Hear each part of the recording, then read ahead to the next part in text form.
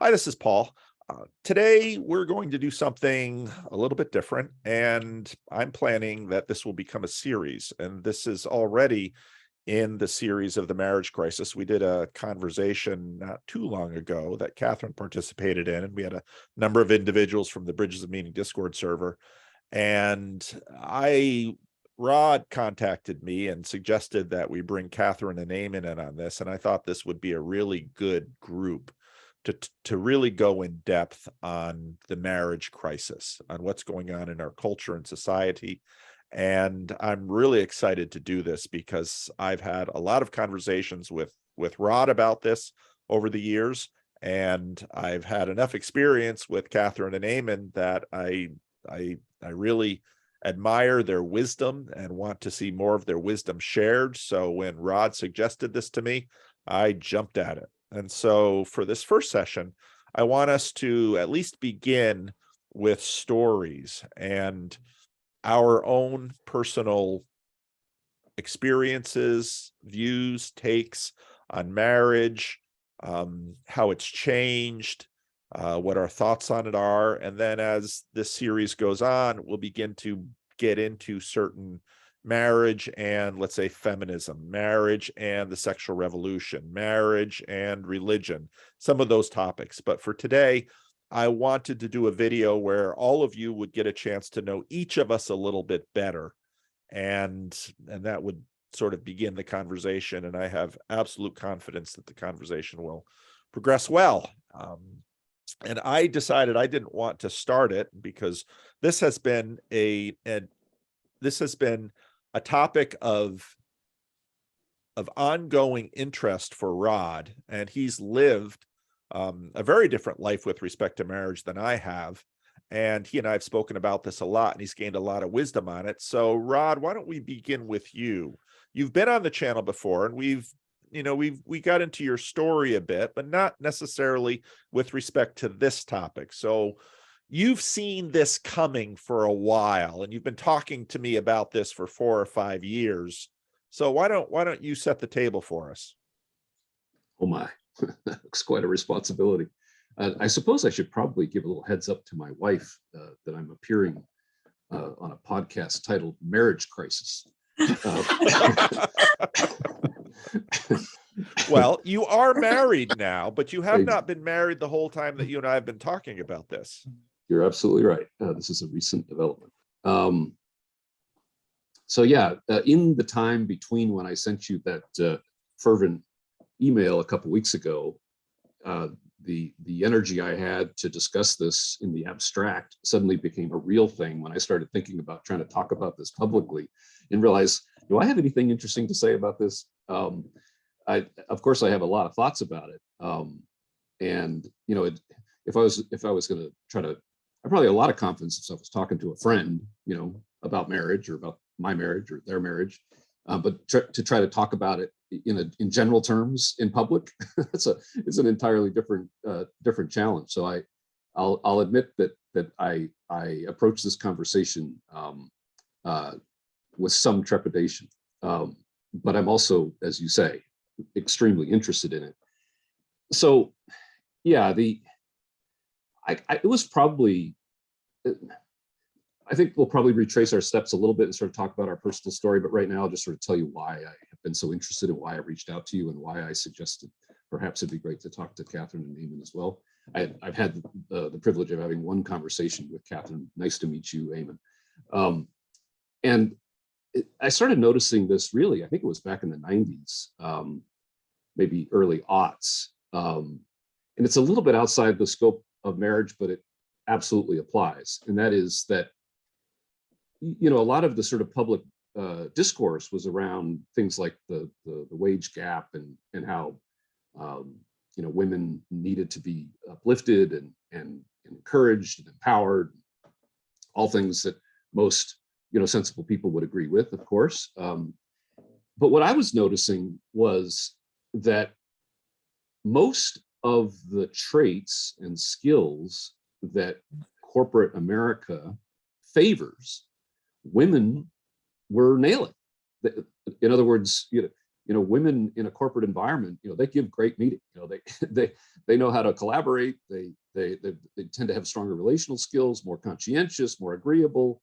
A lot of things that the corporate America just loves and is happy to exploit. Women were doing very well at, and it was more that men were the ones who were struggling. I remember just among my own peers, like the idea back in the 90s, it was the cubicle, the Dilbert thing, right? Like nobody wanted to sit in a cubicle among my male friends, right? Like the idea of getting some job in some cubicle somewhere was like death, right? Mm-hmm. And so a lot of the people I was talking to as men were sort of looking at the landscape of how you get ahead, and seeing this kind of wasteland of things that were not really that appealing to them. And meanwhile, women were actually thriving. And of course, we all know it's 60-40 now, bachelor's degrees, with women, in other words, getting more than men. And what 67% is, right? That's 2 to 1. So we're on our way to having twice as many women graduating from college as men. It's right around the corner now. And so I would talk to a lot of my friends and say, it seems to me that the exact opposite of the popular narrative is what's actually going on, which is we're creating a world that actually really works for women. And that's not a bad thing. Like, I say that as if it's a bad thing, but it's very applicable to the subject of marriage, right? Because where are the husbands going to come from? So I started having these intuitions a long time ago. And what I noticed when I was watching one of your live streams a couple weeks back, whenever that was that I reached out to you, Paul, and it was a group of young men. There was 5 or 6 on the screen, and then there was a whole bunch more in the comments. And as I said to you in my email, it's like, have you noticed how many conversations, wherever they start, end up talking about men and women, end up talking about what it's like to date, what it's like to, it's like you can start wherever you want to start, but it's almost like there's a center of gravity that just pulls the conversation into this subject. And so, of course, it came up, and there was just this kind of earnest groping, questioning, searching for, how do you meet women? How do you do this? How do you have, and then I'm watching the comments as well, and a lot of the similar kind of comments. I did notice one, which I mentioned in our email, which was, don't take dating advice from married people. And I thought it's spot on. It's perfect, right? I could completely understand the sentiment.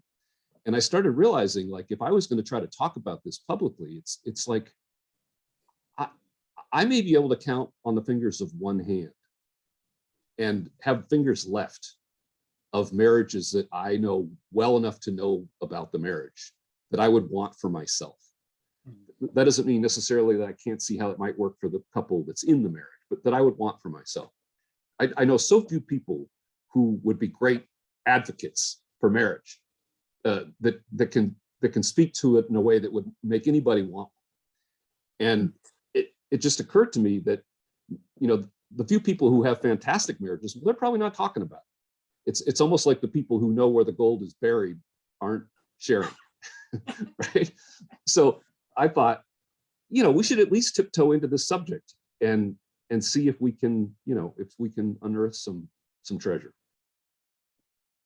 Eamonn and Catherine, you said yes to this. Why? I just can't help but love listening to myself talk on the internet. No way. I see so many couples in distress, families in distress. I see the effects of children who grew up in really rocky homes. And I don't believe that, fixing marriage is a panacea, but I do see the effects of having strong marriages on people's well-being. And it's so complicated. And you only get to see, if you're aware, you realize you have a slice. And so I'm interested in getting as many slices as I can, because I care about people and marriages and families. And I figure you got to be willing to participate in the conversation if you want to be able to take something from it. And yeah, I've just really appreciated the streams that you've done, Paul, on the topic, and I just have come in expecting, oh, this will be fruitful, this will be good. So it was an easy yes for me. Well, and I'm already in. I was in the first one, so it's like, well, at this point, I don't think I'm getting out till the train ends. So, And Rod, your point about, well, for a while, Christian circles, they were talking about family values in the Bible. And I sat down and thought one day and said, how many good marriages were in the Bible? And it's sort of like, none. You're sort of hard pressed. Mary and Joseph, maybe, but we don't know a lot about their marriage. Marriage of the patriarchs, they were a mess. David's marriage, Solomon's marriage, these are hardly things we're going to point to. So yet marriage, Christ and the church is portrayed by John in the book of Revelation as a marriage. And marriage is, you're right, Rod. I mean, any of us, we've got Catherine and Eamonn who are married to each other, so they get to, they get to talk about it in front of each other. But marriage, you're very hard pressed to look and say, okay, there's a marriage I would want, and almost everyone's marriage is a foreign country, and none of us understand.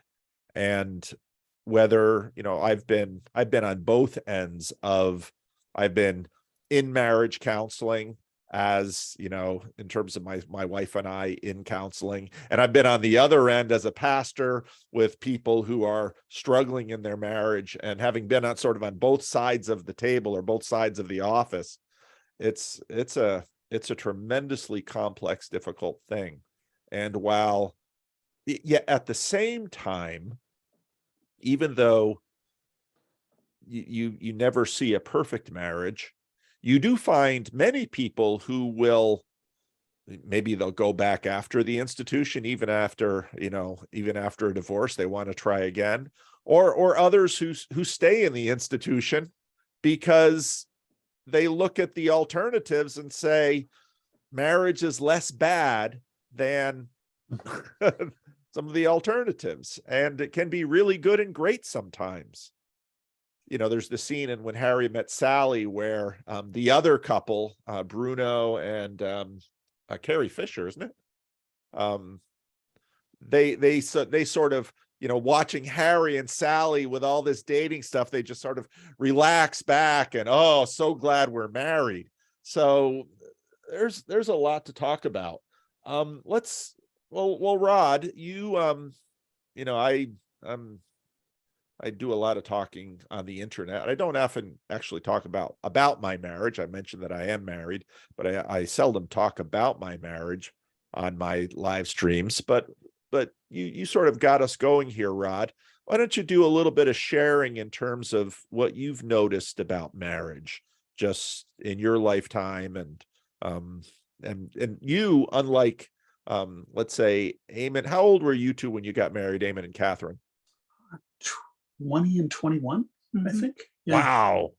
I was 25 when I was married. Now, Rod has a young marriage, and then he had a lot of singleness, and then a recent marriage. So why don't we sort of start with your story, Rod? How about a little bio, just because I think it'll help sort of Good. set the stage. Yep. As I mentioned in our conversation on your channel, I literally learned to read on the Bible. So I was raised in a very strict fundamentalist Bible-based home church setting, and so in Southern California. So growing up in the 70s, you couldn't have a more boundaryless place than Southern California in the 1970s. And I was growing up with no television in the house, no radio, very, very conservative. And every morning began with all of the entire family, well, my dad and all of us kids sitting around reading the Bible. And he would walk to school with us, and then I would enter this very other world that was Southern California in the 70s. And so I grew up very sheltered, with kind of my nose pressed against the glass, looking outward. wanting to participate in the world, really not being able to. What I learned about sex, there was a couple of very awkward conversations with my mom and one with my dad, and then a little bit in the public school sex ed classes that were even more awkward. And what I knew about women was even less. What I learned about sex was mostly from the National Geographics that would come through the house, or the Sears catalog, or I remember waiting for the bus, and across the street there was this used bookstore, and a very, very understanding owner with a stack of vintage Playboys that if I was early for the bus, I could sort of peruse and get my education. So this is this is how I was sprung into the world as an 18-year-old kid going off to college as a freshman, completely unprepared for any and all of the above. And so I got married to my college sweetheart at 23, and I was making all of the mistakes that the manosphere will now warn you about. This was, this wasn't on the internet back then, but pedestalizing, putting a woman on a pedestal, and sort of assuming that all of my problems could be cured by just finding the right woman, and all the sort of mistakes that a naive young man might make. We were married for 10 years. And thankfully remain friends to this day. Friendly, it's not, it's Christmas and birthdays and things like that, but it was 10 years of, it wasn't a particularly good marriage for either of us, but both good people, so it wasn't toxic in any way. It was mostly just sad and painful, but no children. So in my early 30s, I was single again, and that was about the time that things like Match.com were coming along. So I started to enter this emerging world of dating, right? And still completely unprepared. I've been married for 10 years, but I had no experience whatsoever in this world that we now all take for granted, right? And so I started sort of forming conclusions. As I jokingly described it to you, it was a 20-year unguided tour of the DSM manual. for those of you at home, that's the Diagnostic Standards Manual. I think it's what it refers to. Is that right? Psychology Diagnostic Standards Manual. And so I just had a lot of experiences, and I was very much of a relationship guy. One of my oldest friends described me, he says, "Rod, you're a husband and father walking around with no wife and kids." Like, I really wanted to be married. I really wanted to, the tradition, what I had grown up with, right? And at least the idea of what I had grown up with. I would not have described my parents' marriage as ideal in any way. And so I think today we would call me a serial monogamist. I would be in relationships for some time, months, or at most maybe 3 or 4 years over that time. And so over that time, I gained a lot of experience of what it's like to be in relationship in the modern world. And so, of course, drew all kinds of conclusions about that, learned all sorts of things that might be useful to somebody. I'm not sure they're all things I would share on the internet, but there's just a lot of things that I learned out of that is what led to my interest in this subject, because I could see how the failure rate was just so high in terms of something that would actually work out. And I probably left as many times as was left, maybe a little bit more. But so I had the heartbreak. I had all of it, right? One of the thoughts I'd like to insert here is that we have normalized heartbreak. That's something that we just take for granted. Oh, you got to get that out of your system, right? You got to go through that. You have to have your heart broken a few times. I'm not sure that the previous civilizations would have taken that for granted. Anyway, so that's a quick, not that quick, survey of my biological landscape. Any questions for Rod, Eamonn, or Catherine? It's a little sensitive asking questions about somebody's story, but yeah, don't worry about me. I'll tell you if I don't want to answer. He will.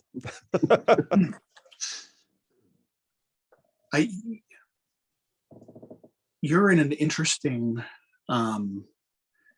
position in this conversation for this little corner of the internet, because there are a lot of younger people, their 20s, 30s, who are going through the whole dating thing online. And I'm just curious how much of what they say maps onto your experience as somebody who would have been older. I think being a decade or so older in that world, I just wonder if what they say is recognizable to you, or whether, no, more or less it's the same. What they describe is also what you experience, being a bit older in that world.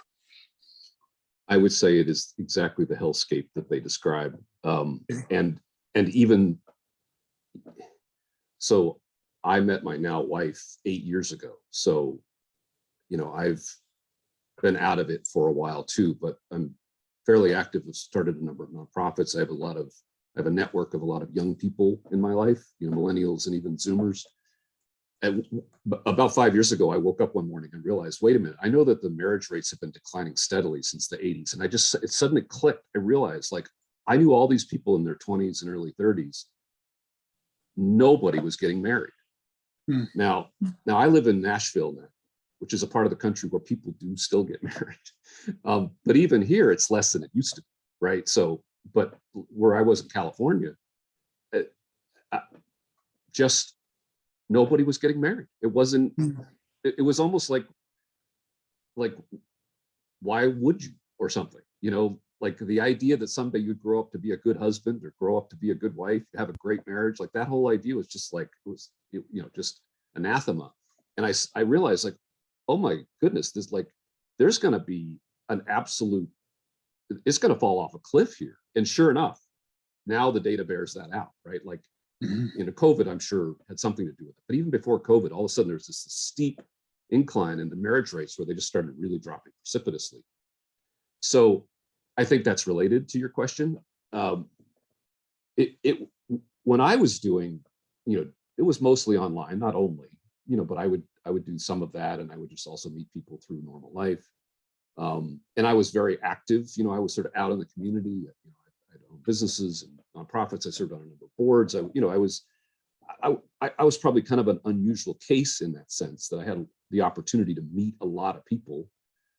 So it's not perfectly analogous to some of the experiences that people are having, feeling isolated and that kind of thing. But what I would say is, well, I went through that entire process marriage minded and didn't end up married. I married a girl from Georgia, from the South. So I wasn't meeting people that I would consider. One of my oldest and best friends said what he now says about his wife, and he was similar to me. He was, married later. He's a good friend, business partner, and he says, what I was looking for is that the woman I married, that I could look at my future children and I could say, you're welcome. And that really spoke to me, and really kind of influenced the way I was thinking about this. Is I was looking for someone that I would, want to share a life with, and that I could say that if I had future children, that I could say that to them. And that wasn't my experience. So the way things are now is take all that and it's way worse, because now it's become so transactionalized, so instrumentalized, that people are just using each other, and the whole game has become so cynical that there are very few true believers in it. So yeah, my experience is that when I was dating, it was pretty bad. Now it's much worse. And I think what they say is true. Now you did part of where I think you're going to be in the minority here is because you did a lot of dating. I did not. And I was born in the early 60s. I'm kind of on the cusp between the boomers and the Xers, and didn't date in high school. went to college, didn't date through most of college even too. You get shot down a few times and it's like, well, this is kind of difficult on my ego. And so my dating strategy at a place like Calvin College, which for me was a target rich environment, in the Christian Reform, my parents met at Calvin College. My grandparents, well, they didn't really have Calvin College in that same way, but they had met at the Christian school. And so in the Christian Reformed Church, one of the things that you went off to Calvin College to do was to find your mate. And the Christian Reformed Church had a traditional perspective on human sexuality, and so the assumption, which was actively taught, was no premarital sex. I remember one time in the dorm doing a little survey amongst my friends about how many of us had kept to the religious community standard and how many of us had not. And it was about 50-50. And I would imagine that most of the virgins, myself included, were virgins probably more out of lack of opportunity than moral conviction.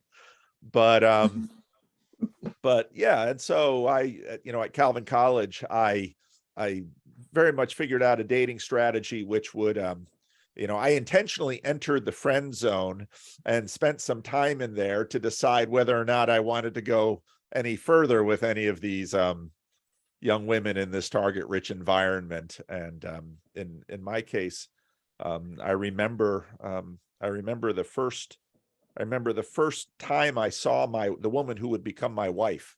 I remember that moment very clearly. And when you find these kinds of stories in marriage stories often, where when you talk to people about, when did you first know you wanted to marry this person? Well, first time I laid eyes on her. And I didn't really have that in terms of the woman who's now my wife, but I very much remember the first time I saw her, and I was quite interested, but wasn't really, she was living in I was living in the apartment. She was living in a dorm. She was a freshman. I was a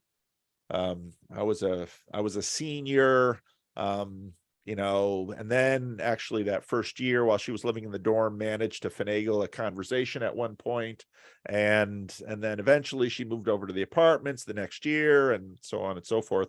So she to this day will make comments about the fact that I didn't date her.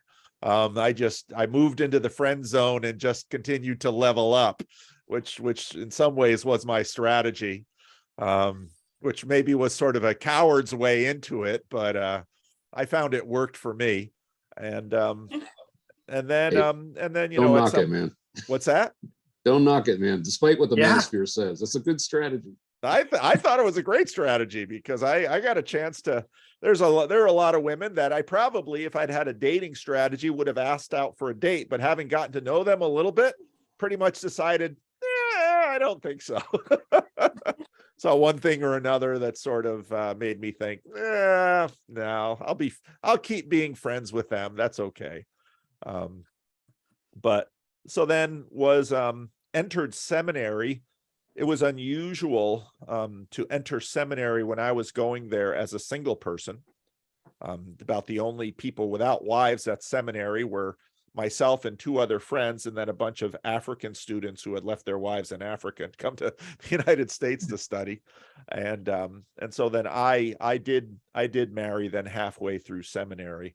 Seminarians at Calvin College had kind of a reputation of being a little bit desperate if they didn't go to seminary with a wife, because they knew if they wanted to get out of seminary and have a job, they would probably need to have a wife in tow, because churches very much wanted the pastor and the wife to come, as one. One of my friends actually managed to get out of seminary without being married, and met his wife at his first church, and that worked out well for him too.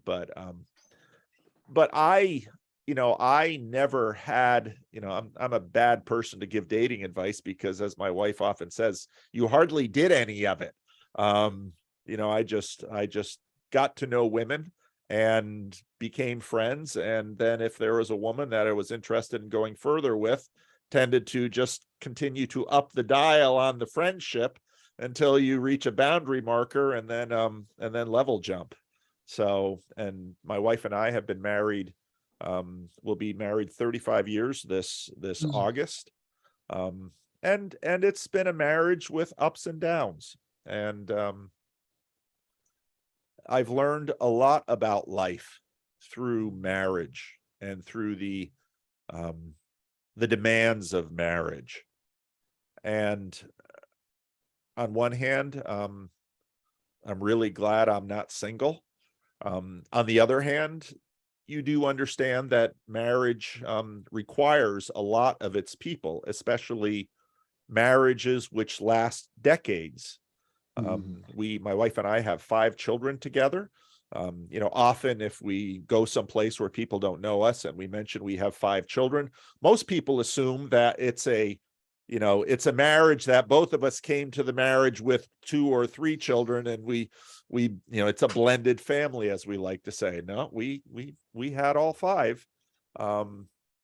And yeah, and I very much, as a pastor, I very much see the change in the landscape. I remember one of my cousins was the first divorce in my extended family on that side. And actually, thinking about it, she remained the only divorce. When I started doing Randall's conversations around the Jordan Peterson thing, many, many individuals that I spoke with came from broken homes. Hmm. Many of those people, in the 70s, when divorce rates, no fault divorce became increasingly the law of the land, divorce rates began to climb. There was sort of this message that was going out, well, the kids will be all right. And then when I came back to North America after serving overseas, began to get more in touch with the pastoral care issues in North America. By the 90s, the message was going out that, well, they're not exactly all right. And one book about this that really impacted me was Andrew Root's book. He was on my channel about some of his different books. He wrote really, I thought, a tremendously honest book about children of divorce. And he and his wife, I forget exactly how it went, while he and his wife were engaged to be married, I believe it was her parents that divorced. And a lot of the focus tends to be on the difficulty for children when they are in the home during a divorce. But part of Andrew Root's book also mentioned was that even for children who are adults when their parents divorce, it's by no means an easy or a costless journey in many cases, even in marriages that the adult children of divorce understood wasn't a terrifically good marriage. My wife now teaches in a Waldorf school, and part of the Waldorf practice is that she is with those kids for 8 years, and it's in a public school. And there are divorces that happen in homes during those 8 years.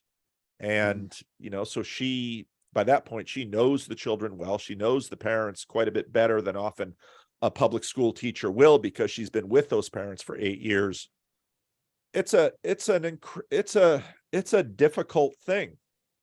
And then, I've also seen, and I'm sure Catherine and Eamonn can probably shed light on this in terms of research and what's known in the counseling community. One hit is the divorce of the parents. The next are the subsequent relationships that the parents are in. Yeah. And, one of the things that I very much wanted for my children through all our marital ups and downs was I wanted my children to have 2 parents, not 3, not 4, not 5 or 6 over the years, but just 2. Because sometimes when I'll counsel people, I'll counsel them to, hey, keep working on the marriage. It's really important. And then some will get to the point of they'll divorce. And often it'll be the case as a pastor where the pastor is the last one to know, because they know the standing of the church. And so, the divorce is announced. And then I'll often say, okay, if you've made this decision, for the sake of the kids, and I'll minimize it about as much as I can, at least until while they're in the house, forego getting into other romantic relationships, at least until the kids are sort of out of the house. It'll be a little bit easier on the kids. And again, as is not unusual, then I get the message that no, we're already dating other people. And then you watch the confusion among the children. And then I see now children of divorce who will come to me and basically say, well, because divorce was so terrible, I'm not going to marry. And then I'll ask them, are you going to have romantic relationships? Are you going to be sexually active? Are you just going to sort of live in this childless world until at some point? With the Jordan Peterson thing, I've talked to a fair number of men, and some of these men dated and dated and dated. I remember having conversation with a woman who had been in that path, and she noted she was getting into her mid-30s. She understands the biological clock. He hadn't proposed, and she was concerned that he was looking around thinking, okay, now I'm getting ready for marriage, so I'm going to dip back to a woman in her 20s. And this woman who had spent 3, 5, 6, 7 years living with him now suddenly has to go back on the marketplace in her mid-30s, wanting a marriage, wanting children. And then I've also seen now women who are sort of Murphy Browning it. And I think that cultural reference will be lost on a lot of younger people. Murphy Brown was a television show where a young, active, career-conscious reporter decided to have a child on her own. And I'm seeing more and more women now getting into their 30s. They've had 2 or 3 significant relationships. None of them ever yielded a marriage. And so deciding to get then into their 30s and deciding, I'm just going to have a child, or I'm going to have 2 children. I'm going to do a family without a man. And just thinking back over what is required to have children and to raise them, I think, wow, because my wife and I had 5. We had them within a span of 9 years. It's a lot of work. To do that alone, intentionally. Then the other thing also coming after this is now, okay, so people are having children, and let's say they've got a sperm donor, artificial insemination, some of these things. The children grow up. Who's my daddy? And those issues. So, but yet at the same time, the dating market, as I hear from many among the younger guys that I spend a lot more time with now, everything that Rod says, I hear from them. And sometimes I hear it from the women's side. And I don't know. I've got a lot of questions. And culturally, marriage doesn't seem to be getting any easier. Scott Adams basically says, the internet is replacing marriage. Wow. So lay some of my cards on the table there, why I'm interested in this. And I haven't necessarily seen the church be tremendously helpful either with answers or solutions or models or support. So as a pastor, got a lot of questions. So you guys can ask me any questions you want.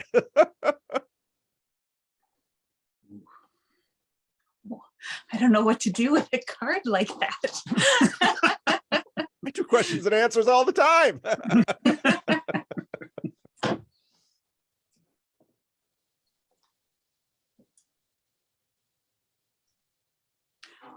I mean, what comes to mind, since you mentioned there's been good seasons and harder seasons? What made the good seasons into good seasons? Not maybe what you enjoyed about those seasons, but can you see something underneath it that led to it being a good season? Something that could be reproducible?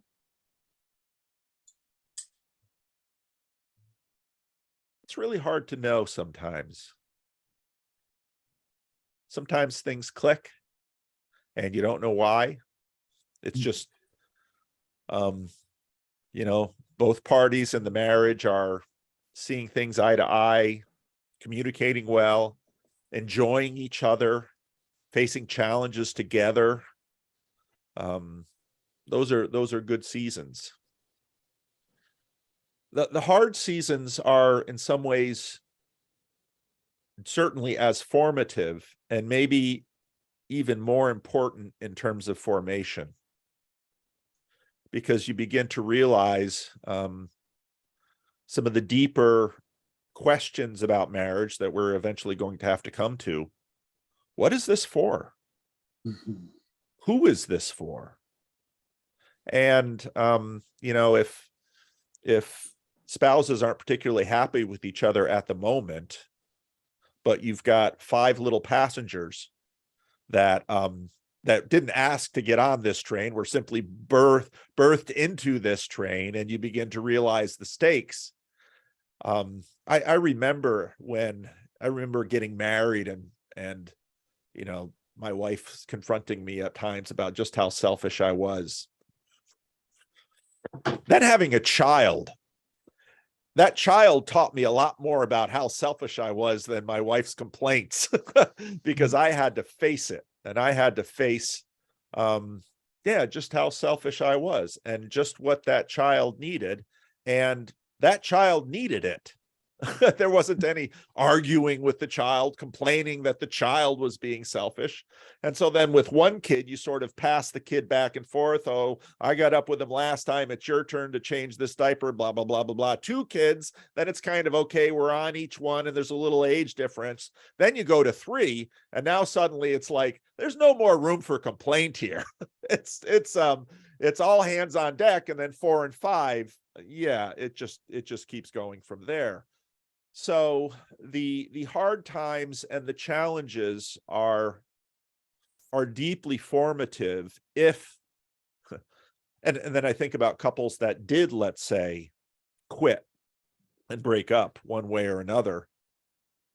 There are plenty of challenges too. I remember talking to a friend of mine who, he had been divorced from his first wife for 25 years. He had had a child with his first wife.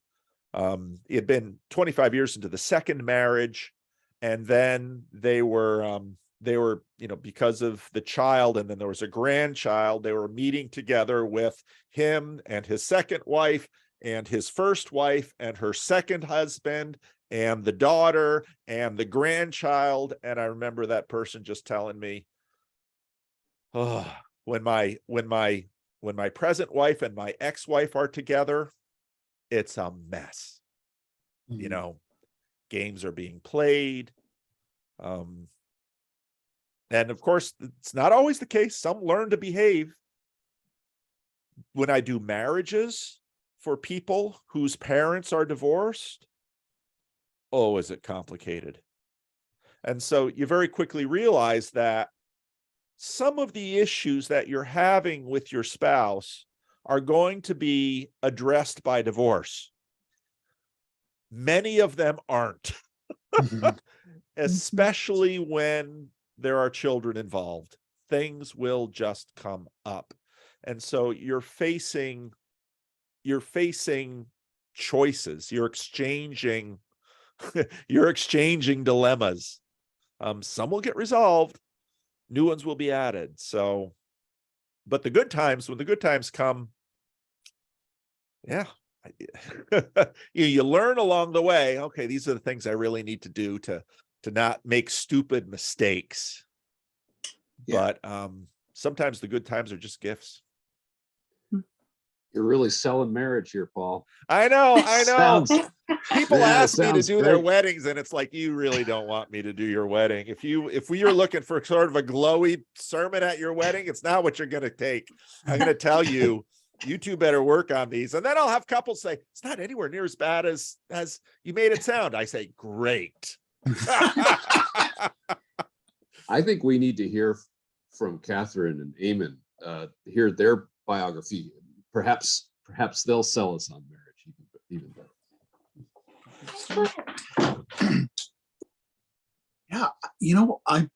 Both of my parents came from homes where there had been divorce, and my parents were born in the late 50s.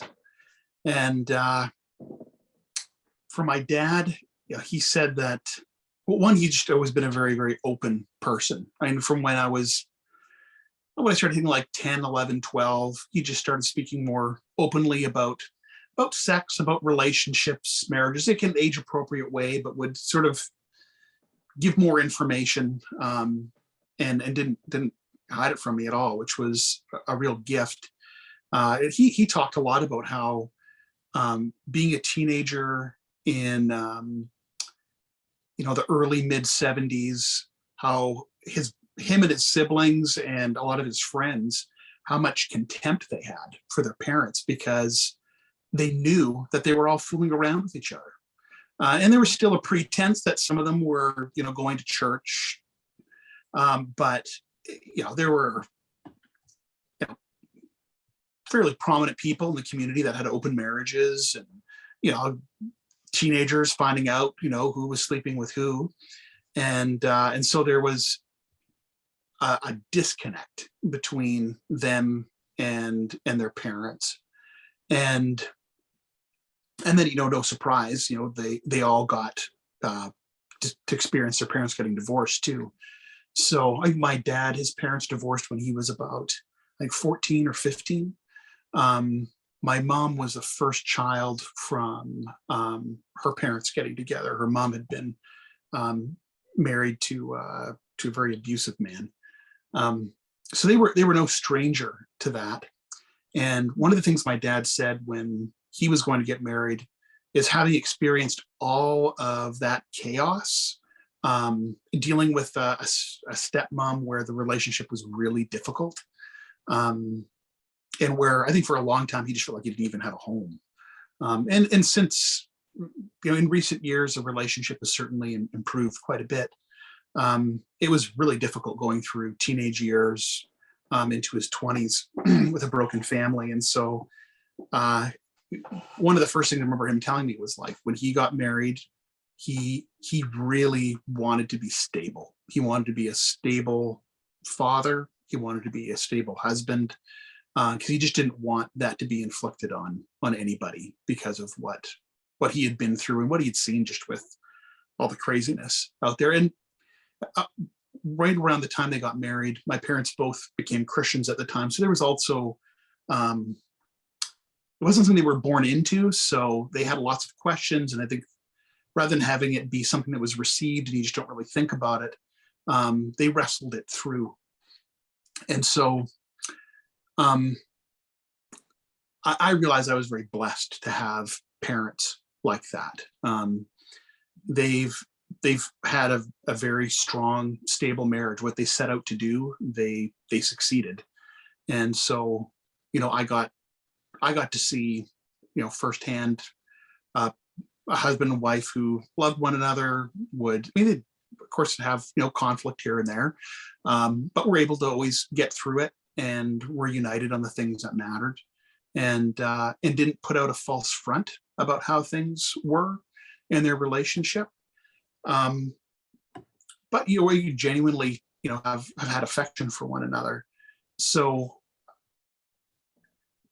they were not naive about marriage at all, coming from the families that they grew up in, but they weren't deeply cynical about it either. And my dad would share, he had these little nuggets that he would throw my way every once in a while. I remember being like 13, 14, he started telling me like, Eamonn, like find a woman with a knock against her. Don't find somebody that life's been really easy for them because, people are arrogant. And if you've never really struggled with anything, then you're gonna not really have any idea about how to have a relationship. You're gonna be way too arrogant about it. So, as a 13, 14-year-old, you tuck that one away and you're like, okay, look for a woman with a knock against her, whatever that may be. and, Wow. and you know what? There was also some truth there. I remember thinking like a lot of the girls who were sought after in high school. I mean, I basically didn't give them the time of day. I was like, I could just see the arrogance, the standoffishness, and um, I don't know where I got it from, but I knew early on. It's like I wanted to have I wanted to have companionship. So the the I was definitely more drawn to uh, the girl next door. You know, I guess Betty more than Veronica, I guess. and and so there were also some guardrails, I guess, in a way. When I had grown up with the conviction, I guess I trusted my parents a lot too. That I was looking for somebody who would have similar values to me, and there really aren't many Christians at all in the town I grew up in, so there weren't really any options. So yeah, I got to made friends with the few Christian girls that were at the church or in town, but never really pursued anything. They didn't have enough knocks against them. Yeah, that's right. I had to find Catherine here. And so at the same time, I would say probably around half of the kids that I grew up with, people I grew up with, their parents were divorced or had been remarried, had sort of shaky relationships. So I knew about families that and had friends that grew up in homes like that, and they would talk about some of the difficulties there. Um, but I think I was largely protected from a lot of it just because of my parents. Um, I dated in before I went to college. I took a few years between high school and pursuing a university degree, and I dated someone for about a year and a half that I was pretty serious about, and yeah, it just was not going to work for a number of reasons. Um, with a lot of it being that uh, the way that we thought about life and what was important, and we were open enough that we could talk about that kind of thing. We just decided this is not going to work. And I had met Catherine 2 years earlier, and when we bumped into each other again, it was like, well, one, I didn't think that she would be interested, and when she was, it was like, well, maybe not enough of a knock against her, but I'll take it. I'll go for it. I'll roll the dice. You'd already broken up with the previous girl. Oh yeah, yes, I had. And yeah, so it was when we were in Thunder Bay, we got married, and there was some family around that was helpful. It was interesting seeing the extended families, how they responded. I think Catherine had an uncle or aunts and uncles that like tried to do an intervention before we got married, saying, "Are you sure? You can get divorced." I had people, my extended family, who were like, "You guys should live together for a few years first. What are you doing?" And yeah, we obviously didn't listen, but that was the advice from the extended family. And it was a bit of a surprise, I think, in the first couple of years that we were married, is when we started having family members and friends get divorced that had been married young, and that was a bit of a shock to the system, because it's like, oh, your parents' generation, they have those issues, but your friends, they're good people, and you don't expect difficulty to come their way, naively when you're like 21. And you do people where marriages ended in 6 months, 8 months. You start to hear about how you have your first marriage is just a way to just sort of get used to it at first, and then your second one is the serious one, and then it's been fairly steady over the 17 years we've been married, where in our personal lives we've seen family and friends get divorced regularly, and then working as therapists, you just see it a lot. and you can't help but see some patterns in the baggage that people carry. You know, to what you were saying earlier, Paul, when parents when the marriage doesn't work. So yeah, I don't know, I'm rambling a little bit here, but what about you? Mm. If you guys want to ask any questions.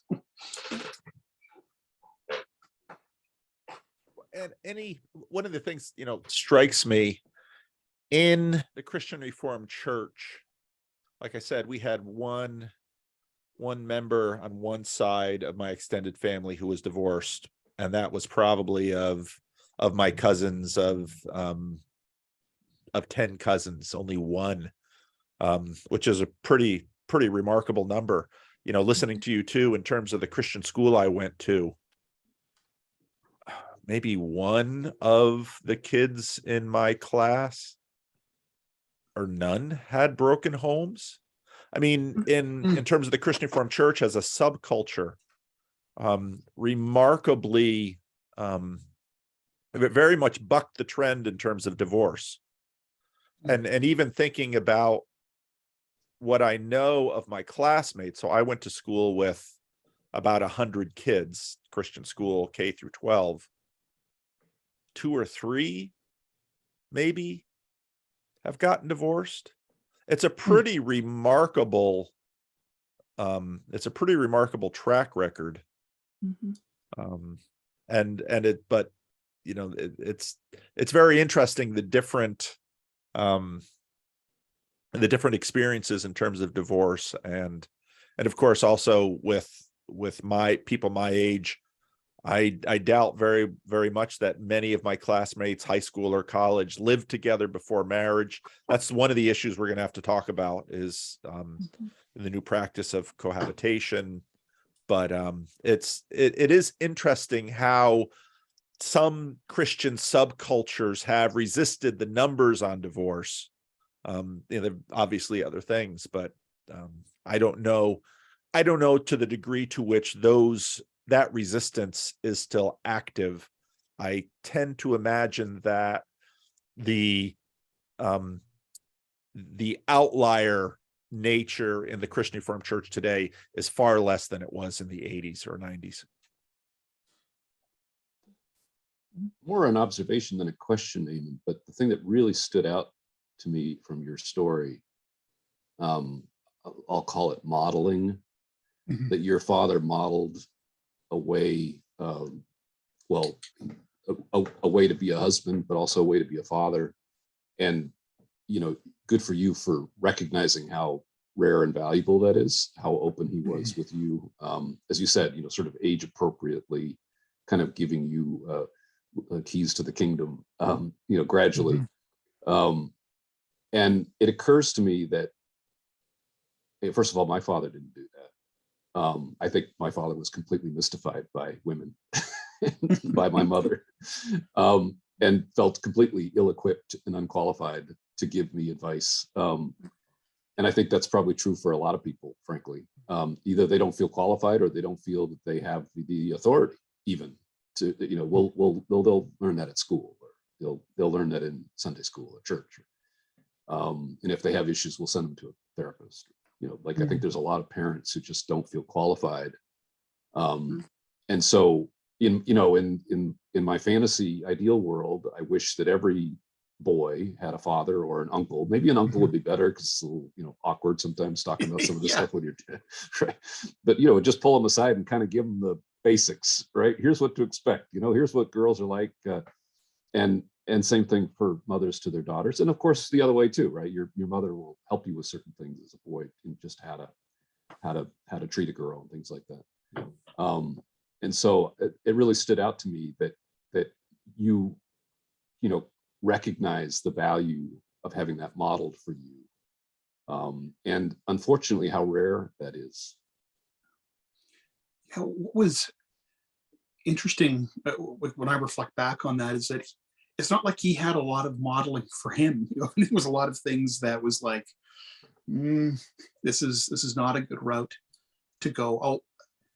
A lot of the things that were most helpful, even things that were like non, marriage or family related, were just, hey, he would just say, this is what I'm going through right now. Like, this is what it's like in your 30s or your 40s, 50s. And now I'm getting to hear about what the 60s are like from.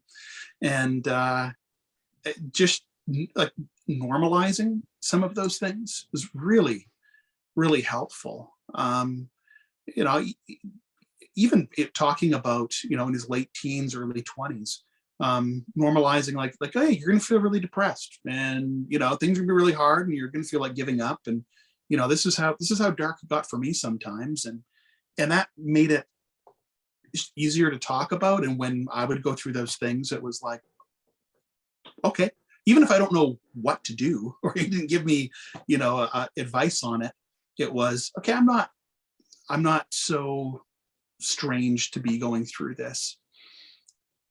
So yeah, I think that was more, just as helpful as the nuggets that were, you know, real pearls wisdom that he provided.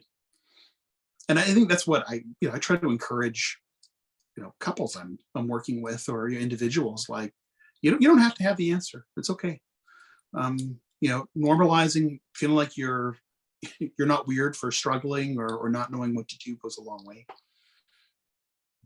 I think there's wisdom on the other side of difficulty that it sounds like your father had, and in a very intact community, like, let's say, the Christian Reformed Church. I mean, my parents' marriage, you know, very, very good marriage.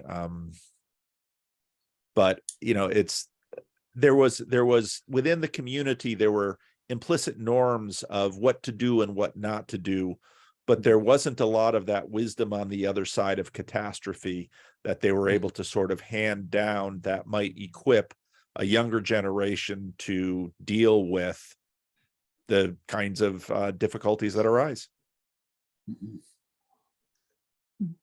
Thinking about this conversation reminded me of this book. It came out a few years ago, The All or Nothing Marriage. Do you remember when this came out? It got a fair amount of press. And you could tell by my habit of getting just far enough into a book to feel like I got the point, and then but I'll try to synthesize what I think the point was. But it actually was a really good book, and it was basically saying that well, first of all, the general message was marriage is in big trouble, right? Big trouble. It's a, you know, we're loading more and more expectations on it, and it's increasingly disappointing those expectations. So it's simultaneously becoming more and more important and doing a worse and worse job of accomplishing that. So it's kind of a load-bearing institution that's just not holding up the load. But he makes the point that some percentage of marriages, a small fraction of marriages, are better than they've ever been. And so he and a fair amount of the book is dedicated to those people and what it is about those marriages that really stands out. And if I was going to summarize it, it's basically marriage as a sort of vehicle for mutual discovery and emotional, psychological, spiritual growth. That you're basically you're kind of deploying the union between you, the relationship between you, as a vehicle to then grow as a person and grow, you know, together, right? I didn't word that very articulately, but you hopefully get the point. And that those marriages are as good as they've ever been. You know, and he kind of does a little bit of the retrospective of, like, you know, we might have some sort of romantic ideas about what marriage might have been, not so much, you know, to Paul's point earlier about, you know, the marriages that we know about from the Bible. But some people are nailing it and really creating something quite beautiful and lovely and enriching for both them and, you know, the thing between them and their children and their neighbors and friends and the extended community. That good marriages are really as good as they've ever been. And so it was kind of simultaneously quite depressing, but also there was this kind of redemptive thread that I thought was worth bringing up. It's interesting that's, you know, Tim Keller's marriage book is along the same lines, that the vehicle for marriage is not necessarily to make you happy. Marriage is to grow you up. And Mhm. if in fact you do enter into that and you grow up, happiness may very well be a downside or an upside. And the point that marriage, part of marriage in, let's say, a traditional conservative religious community, expectations were lower than, let's say, in the expressive individualist community. One of the things that surprised me as a pastor was I expected that when, let's say, someone would lose a spouse after many years, some people would be just distraught and wouldn't know what to do or how to carry on with their life. And there are those. There are others who are kind of like, Good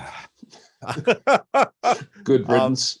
well, not good riddance necessarily, but that was a labor, and it was a labor of love. And it's okay that I no longer have to carry it. And I do miss them, and it was good, but marriage wasn't going to be the be all and end all. It was one relationship in a life. And if it worked for both parties, that was a good thing.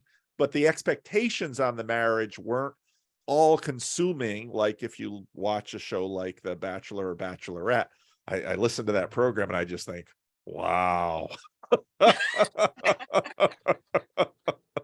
These But it's fun. people.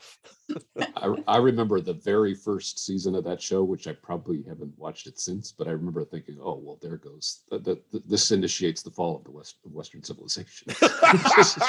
It's just like, I'm not sure I was wrong about that, frankly. Well, Yeah. should we wade in a little bit? Like, so. Well, I think so we got to hear from Catherine. yeah, I mean, yeah, we do. Sure. Yeah, so my parents are still together. My dad's folks are still alive in their late 80s. They're still together. My mom's parents, my grandfather died several years ago, but they were together. They're going up on getting close to their 50th. Well, they were still together. My dad has 5 siblings, and they're all married and with the person that they married. And some of them married later, but they married the girlfriend that I remember them being with when I was little. So they all had long-standing relationships. And my mom's side, there was 5 of them. 2 of them are divorced. And those were 2 divorces that were later. Like, I think the one marriage had been together over 25 years and the other one was over 15 or maybe 20. But both longer marriages, but then 2 divorces. So my family was very conservative Christian. Unlike Eamonn, my parents were both Christians when they were married. My mom's dad was a Baptist minister. My dad's dad was one of the elders in his church. So they grew up going to high school together, married fairly young. I think they were also in their, 20, 21, like very young. Yeah. So my parents, they're still together. Yeah. I dated a little bit before Eamonn, not much. The only serious relationship I had, I initiated and I ended several months later. At the time, I would say that my parents were not the most communicative about healthy patterns for marriage. And unlike Eamonn's dad, there were no golden nuggets dropped. But there was lots of explicit biblical teaching. So I had down pat the rules for divorce, the patterns in scripture. I could tell you all about pretty much every marriage in the Bible that included a woman that we would know about. We talk about Abigail and Ruth and Naomi and Esther and all the ladies. So I had a lot of biblical knowledge around what was good in a marriage. How do we do one to another's within the body of Christ? What does it look like to live sacrificially? I think probably the thing that translated most powerfully into marriage was the idea that marriage and family is for the service of a greater good. So a marriage is intended to serve the community, build the church. You look for somebody with complementary spiritual gifts. You have a pattern in your marriage of leadership that you look to follow, but there should be some component processing where there's challenge. It's not simply like a, the man tells you what to do and you do it. You're there to challenge him, and that's part of how you strengthen him. And so I feel like there was a lot of good teaching about marriage, which is different than how do you apply that, but good principles. And we didn't have TV growing up.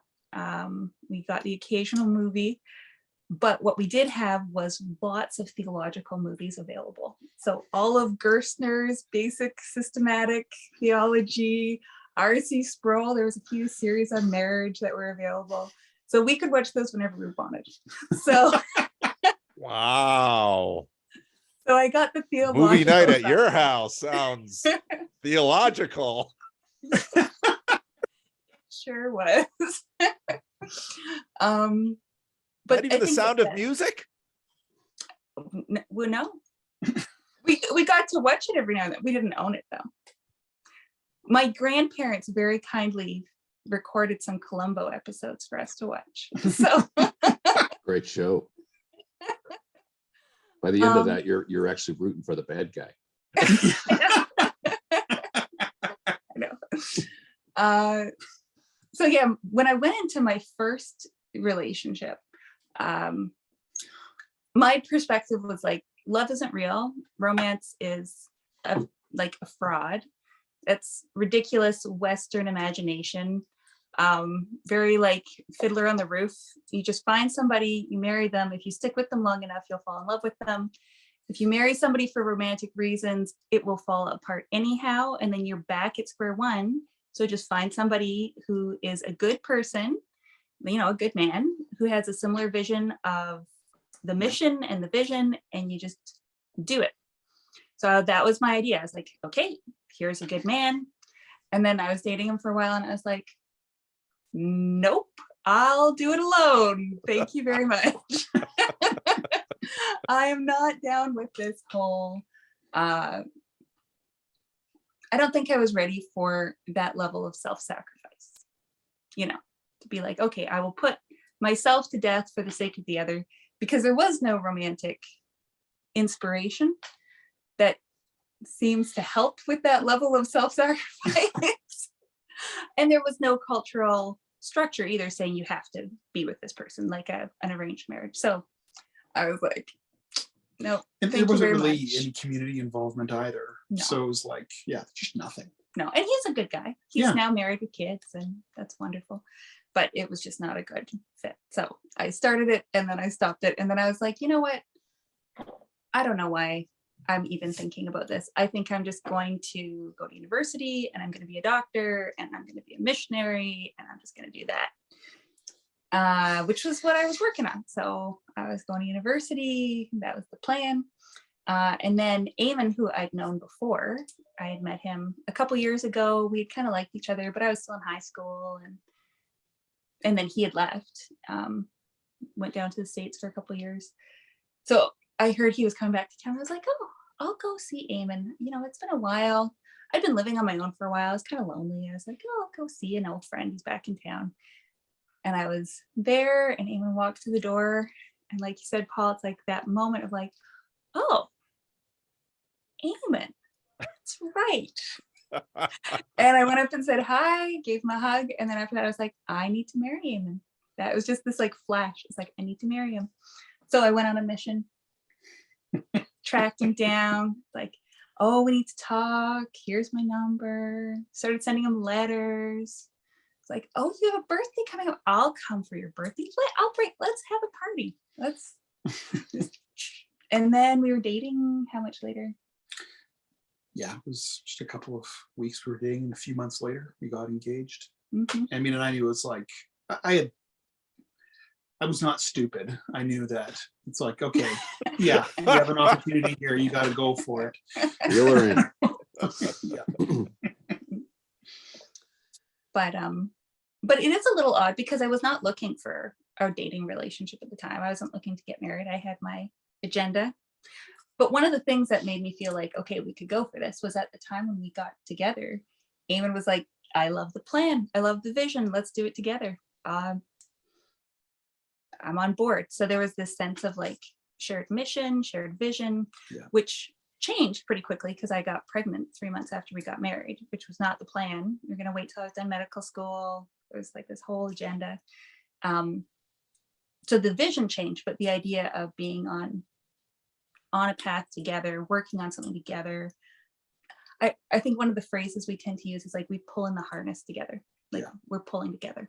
And so that I think helps because you're not trying to always maintain like a particular emotional flavor between the two of you. And that can come as a result. But more it's like you said companionship, but it's like a working companionship. I think undergirds a lot of stuff. Yeah, it's hard enough when you're trying to figure out how to go about what you're doing, whatever it is that you're doing, and it's just a whole other level if you're not even aiming at the same thing. It makes it a lot more challenging. Mm-hmm. So so I have a lot of sympathy for people who have just very different values and they're married, and it's like, how do you talk things through, which there's not there's not a whole lot of research on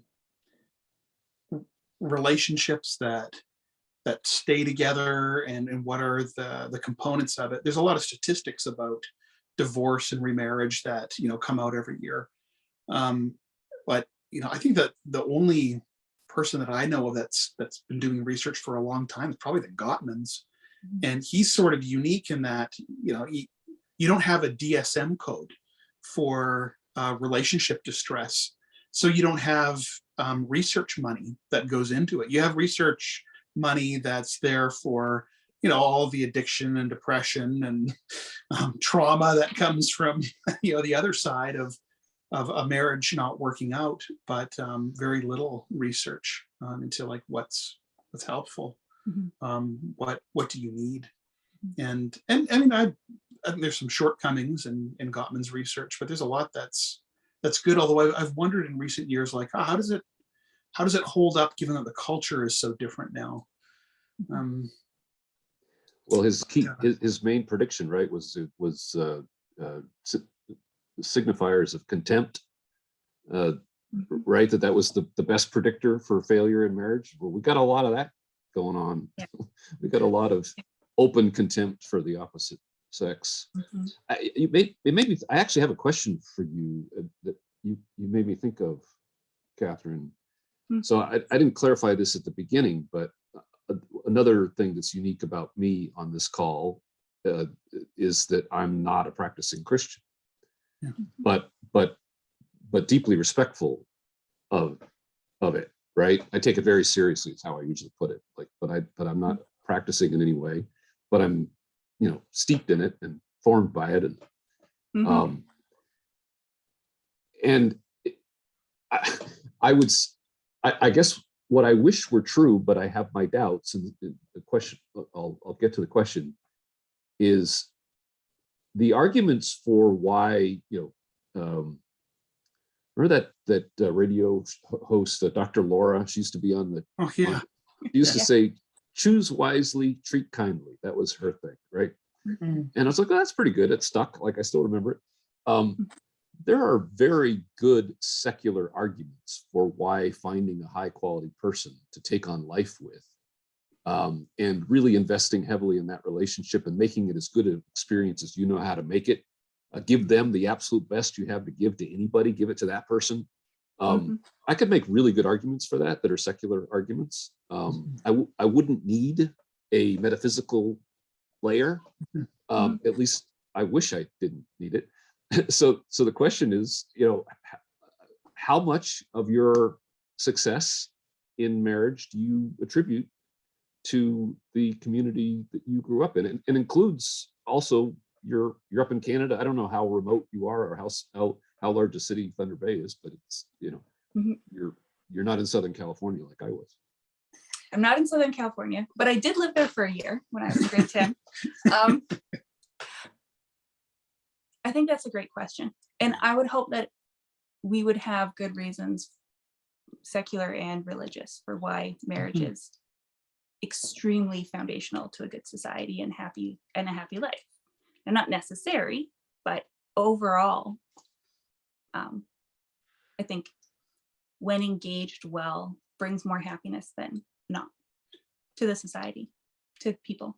So I was thinking before you asked your question, I think it'll be helpful for people who don't know me, so they can filter what I say.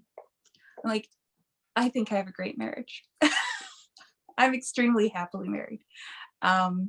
Like Paul said, there's hard times and good times, but if you want to know what kind of grains of salt to take my words with, we've been together 18 years, married 17. I'm very happily married, and I am a massive advocate for marriage because I think that it is so valuable. So from what I took from my community and what I didn't take from the community, I like your question. It's hard to answer because it's always hard to say, well, which part formed what part of my perspective. What I would say that the other absolutely huge influence on the way that I interact in the world, beyond my family and religion, was fairy tales and fantasy books, because that's where I lived the rest of the time. And I always took fairy tales and fantasy books extremely seriously because I knew that fairy tales were cultural wisdom and patterns being passed down, because I would always get the really old fairy tales from the library that would have the introductions and the descriptions of why they gathered these stories and what these folk stories, what role they served in their communities. And I would read the Russian ones and the Chinese ones, and I tried to read broadly. But I loved fairy tales, so I read all the fairy tales, lots. And the same with fantasy authors, because I knew, like, these are stories for how people succeeded. And I always thought, I'm reading the author's version of what they think is the way forward. And so I always read those as wisdom books. Now, often I would criticize the fantasy books and be like, oh, this author doesn't know what they're thinking because that path is a bad idea because blah, blah, blah. But being steeped in those stories, I think, influenced me as much or more than all the biblical theological stuff, because that stuff is so abstract. It's really hard to know. Like, if you take like a fundamental Christian pattern of, like, okay, the husband is the head of the wife. Well, what does that mean? What does that mean?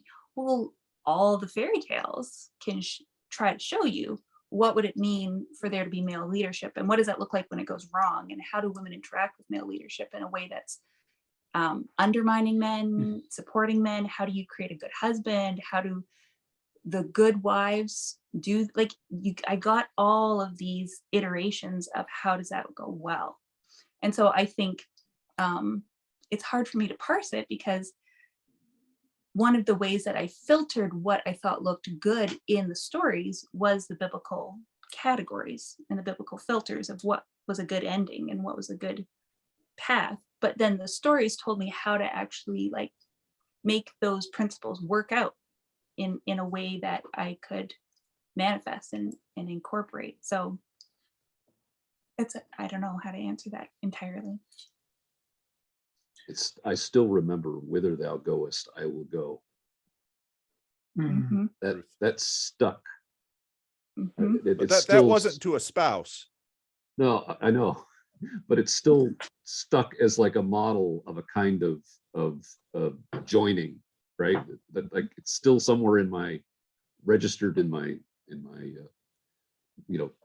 all of the archetypes and stories and fantasies and everything that I used to assemble my ideas about what I was looking for. But I just remember that particular phrase. Mm-hmm. It's interesting how. Oh, go ahead. Go ahead. I was going to say, it's interesting how religious communities is going to impact this.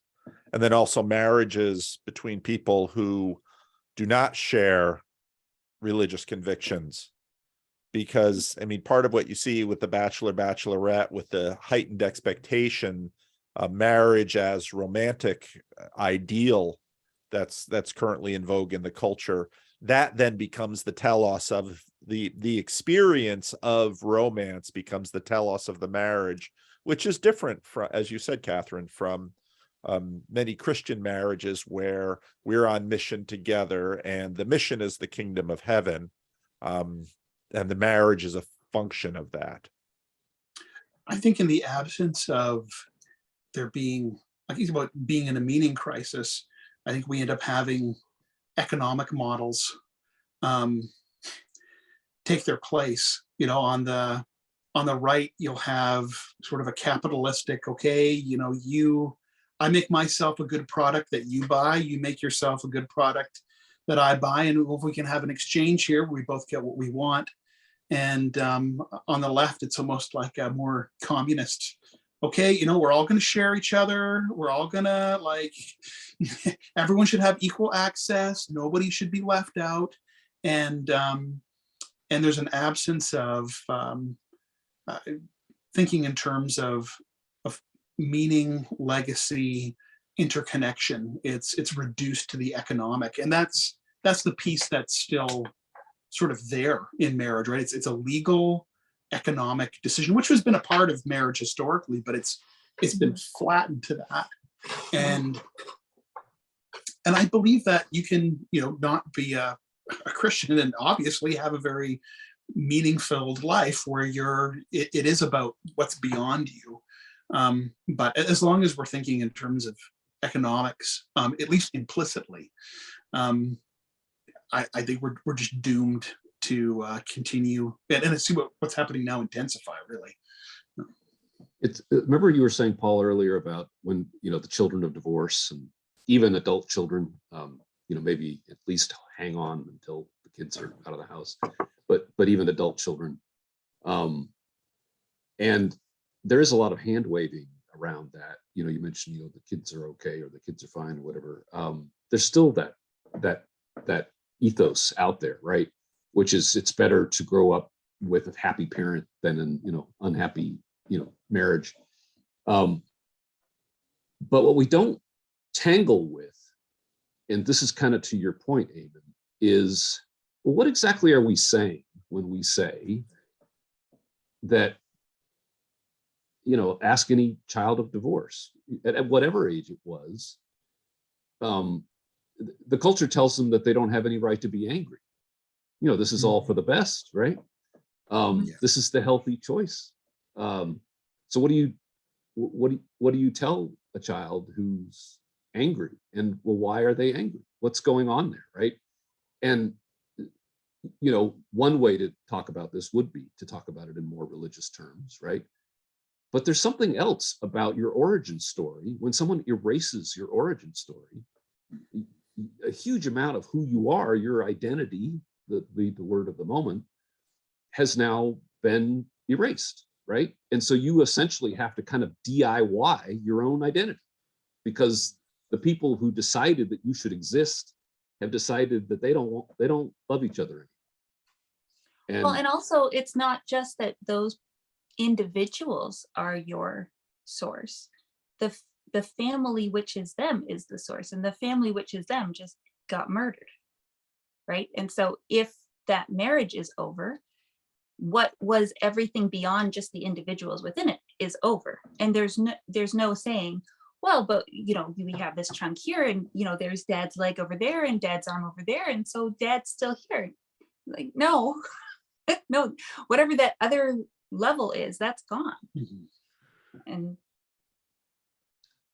that was, so Andrew Root's book, I mean, the point you just made, Rod, was the point of the book, that there's something ontological to the child about that marriage that is foundational to, and once that foundation is ruptured, like you said, they have to figure that out. And now And now when you have children who are coming into the world that have been technologically engineered, and at this point, the engineering is at a fairly low level.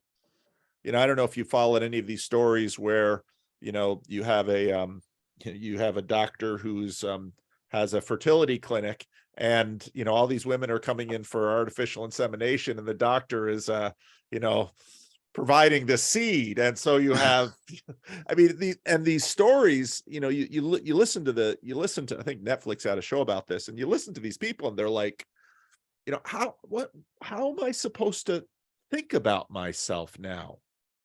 This is my father. Well, the story wasn't supposed to go that way. Father was supposed to be someone who was simply a role, not no biological. And you notice this in pastoral care with people with let's say someone's father is doing time, or even worse stories where, let's say, the father killed the mother and the child has to now figure this out in terms of who they are and their story. And I mean, we are complex creatures, and who we come from matters.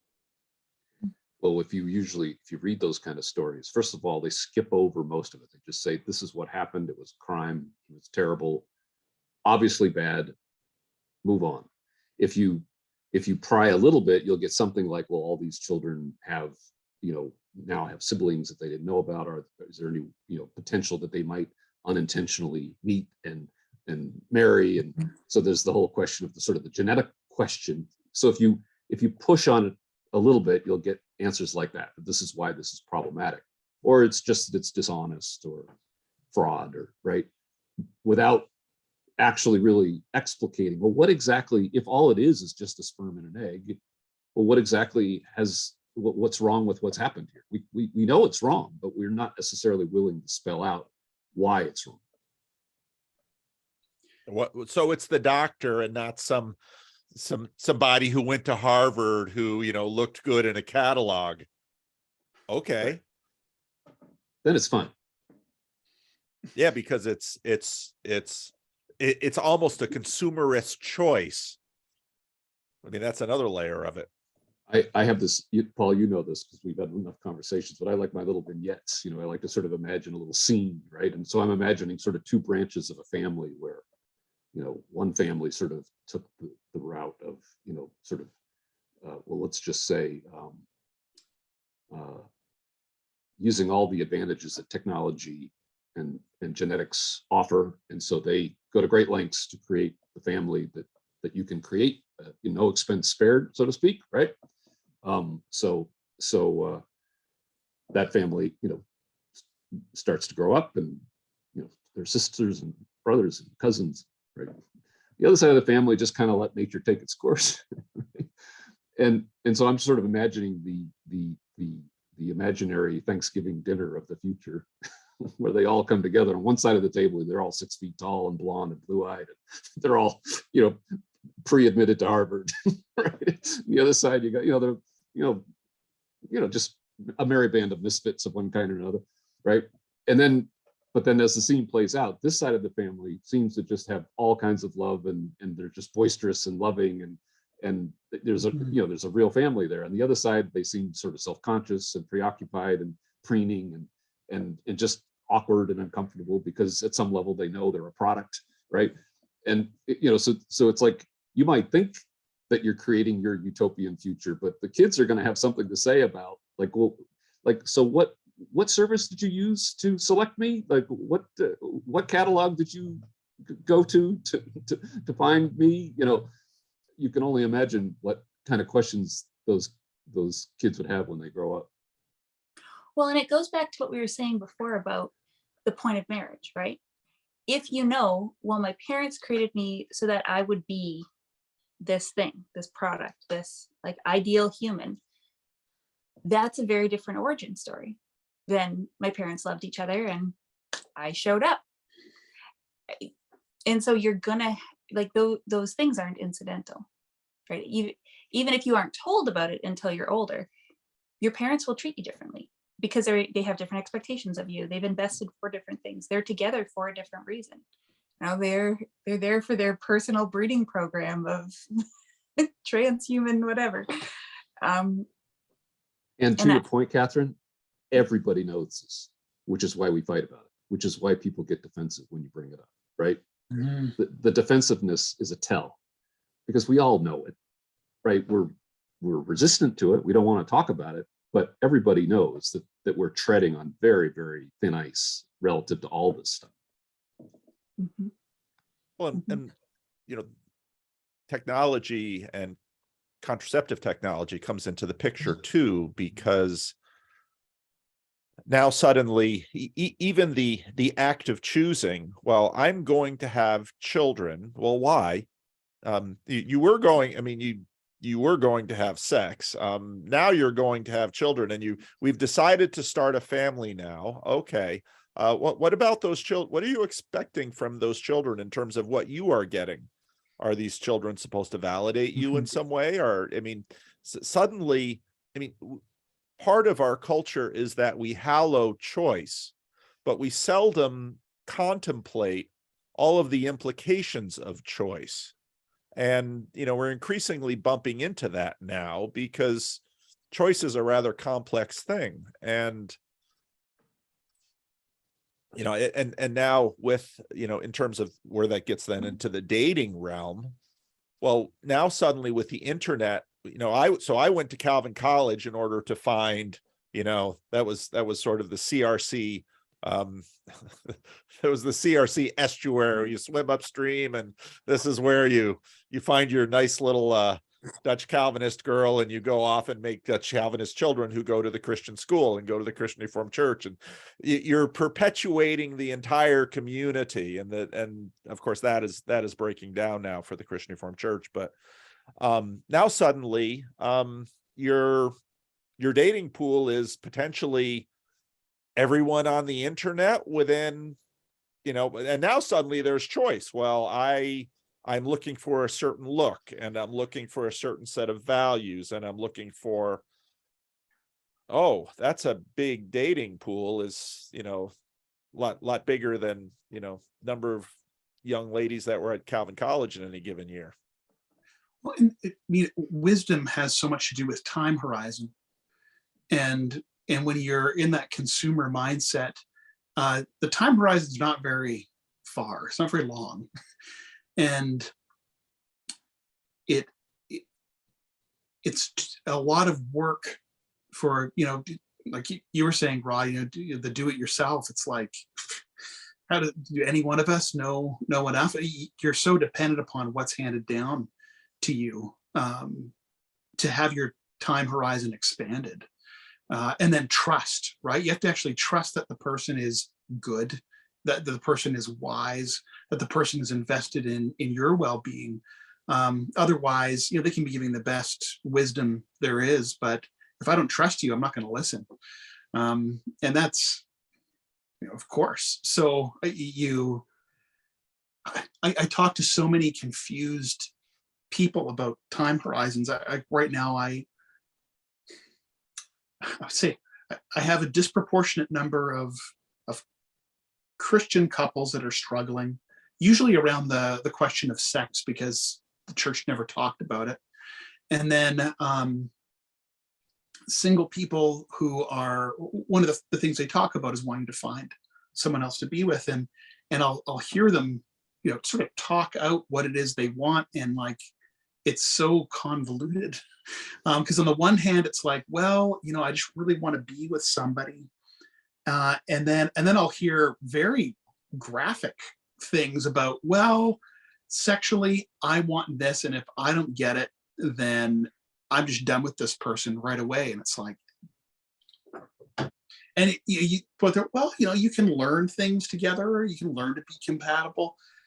No. And they're, single for, year over year over year. And you're like, have you sat down and, part of what I'm trying to do is facilitate them thinking out all of these things, but it's like they switch between an ideal that they want and a desire that they want fulfilled right now.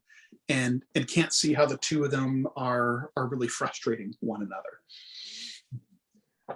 I wrote this in my email to you, Paul, when we were sort of trying to get our arms around this topic. And I wish I remembered who it was, but I'm pretty sure it was on your channel early days. Somebody said this, and it just burned its way into my memory. And I think I'm going to get it exactly right, or it's close anyway, which is, we are permanently marked by the principle of non-coercion. Mm-hmm. And I don't know who said it, but I'm like, that's a big one right there, right? Because how do you unwind that, right? Like, to your point about choice, and you're sort of making a similar point, Eamonn. This is foundational, right? This is, go ahead and convince somebody that them having choice is bad for them, right?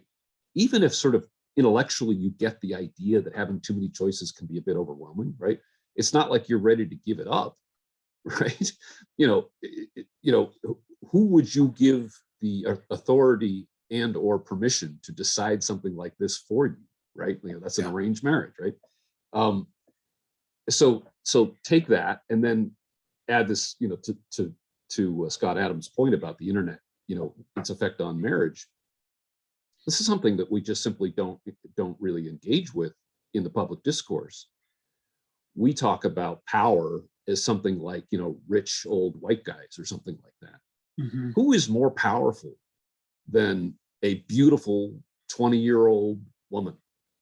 It essentially has the power to, change the course of human events under the right set of circumstances. That's Helen of Troy, right? The idea that young women are somehow, these weak, lacking agency, that they're just, just completely belies the reality, which is that once you have the internet, and if you're beautiful and young, it's not just your peer group that is your available pool of candidates. It's every single man from your age all the way up to, well, essentially death. Right? Like all of the boys want you, right? So you and theoretically, if we're going to accept that all of us on this call are fans of marriage, you're gonna have to pick one. How on earth are you going to do that when you can have any one of them? Well, right? and then they don't. They don't. Exactly. Right? Because why would they? Because there could be the slightly better one coming down the road, or I could milk this one and then the next one. And then why would the men pick them? Because they're going to age out in about 20 minutes. And Bingo. there's another hot 20 something walking up the street in her bikini waiting Bingo. for her payout, and you got time for it.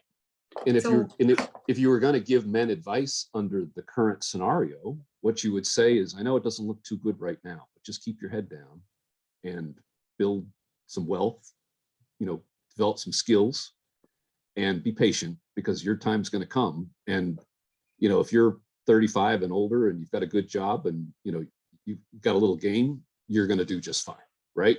So of course, the guys who arrive at that state have seen all the girls that they might have been soft on at some point, kind of really liked that one, but then he saw her go for the quarterback or the the lead singer of the band or whatever, right? And so by the time she's ready for him, he's like, oh, you like me now, do you? right?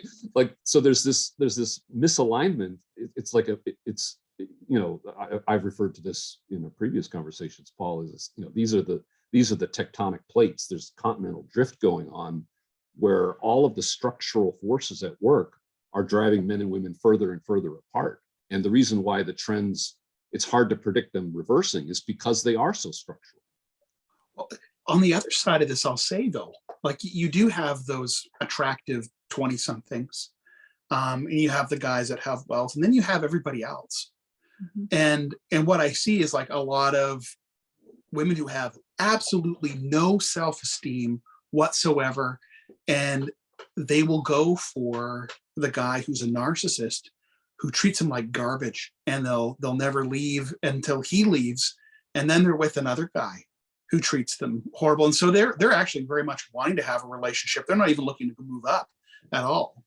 because they feel so rotten about themselves. You know, there are a lot of women in that position, and I don't. I think that they often get ignored in the conversation. That there's a whole other set of wisdom that's necessary, and I mean this in a non-condescending way, but like protection from older men and women who are trustworthy and can direct them. But yeah, I think that we get very focused on the top, and we miss out what's happening Like in the bottom. Well, like the other like 95%. And yeah, like 90% of men, and you know. Well, your point is absolutely right and well taken. But the narrow group are influencing the environment for everyone. Yes, right? I totally agree with that. And part of it is because we can all watch each other do this on social media, but it's also just the numbers, right? That so, you know, it's the reason why people form unions, right? We can't have people breaking the unions, right? Like we got to stick together. If it doesn't take very many people to just, you know, start to color outside the lines, and it starts to affect everybody in you know, the ecosystem, right? So but you're absolutely right. And sometimes, you know, I really feel for women who maybe are serious about dating, and that they approach it, you know, very much with marriage in mind. And then, well, what on earth, what kind of advice would you give them? Like, where do they find marriage-minded men who aren't just going to run screaming the other direction? So I have a lot of empathy for both sides of this conversation, because you know, I'm speaking, you know, kind of, you know, I'm being a bit cavalier about it, but it's not at all a cavalier subject.